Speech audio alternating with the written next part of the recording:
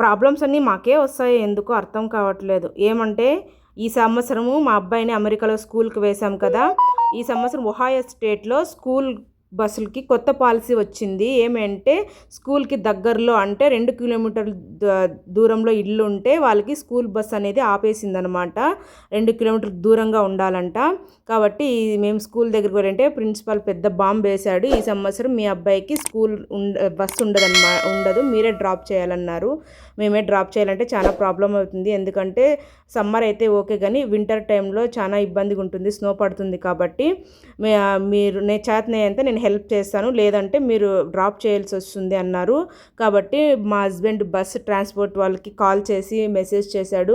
Bus transport సూపర్వైజర్కి mail చేస్తే next day morning reply వచ్చిందనమాట. ఆ మెయిల్ చూడగానే చాలా హ్యాపీ అనిపించింది. వాళ్ళు ఓకే, మీ అబ్బాయికి మేము బస్ ప్రొవైడ్ చేస్తున్నాం, మార్నింగ్ వచ్చేస్తుంది బస్సు అని చెప్పి ఆ మెయిల్ చూడగానే స్వామి వెంకటేశ్వర స్వామి కాపాడాడబ్బా అని చెప్పి సంతోషం వేసింది. లేదంటే చాలా ఇబ్బంది అవుతుందండి ఇక్కడ. ఇది ఇవాల్టి స్కూల్ బస్ గురించి. ఓకేనా, బాయ్ బాయ్.